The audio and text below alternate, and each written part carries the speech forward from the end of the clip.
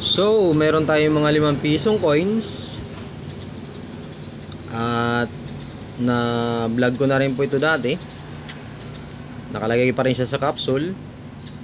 Ito ay mga EO condition, almost uncirculated. So nilagay talaga siya sa capsule para hindi na mahawakan yung surface niya at ma-preserve. Yan, 1991 from 1991 hanggang 1994. So isang seat ito. 91 hanggang 94 isang seat. Pag kailangan mong i-collection, kung gusto mo siyang i-collection, ilagay mo siya sa coin board o kaya naman sa mga ganito coin capsule para hindi na siya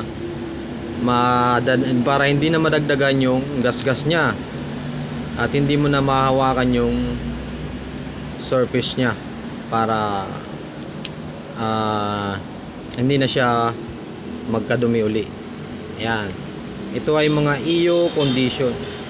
At nakahawak nga tayo ng 2011 na 5 piso coin. Yes, ito po ay EO din, almost uncirculated. At napakaganda ng condition niya. Ayan.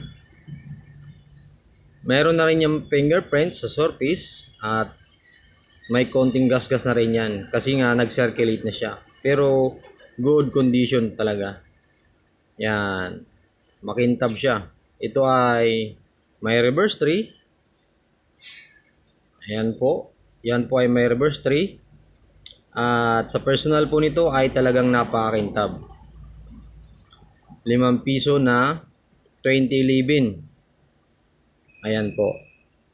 At ilalagay po natin siya sa coin board para hindi na magka gas-gas o kaya mahawakan yung surface niya. At ito po ay mga common lang, hindi po ito mga rare. So kaya po siya ginaganito dahil almost uncirculated. So i-add ko lang siya sa aking collection at naisukli lang po na sa atin to. Kaya ko siya itinabi dahil maganda ang condition niya. Pero linawin po natin, ito po ay mga common coins lang. So marami kayong makikita pa rin sa circulation nito. At ito naman, ang ganitong coins, marami din po ang ganitong coins sa circulation. At hindi po yan mga rare na barya. So kaya lang po natin ito itatabi dahil maganda ang condition niya. At ulitin po natin, ito po ay mga common coins lang. Marami ka pang makikita nito sa circulation. At yun, maraming pong salamat sa patuloy po na pagsuporta.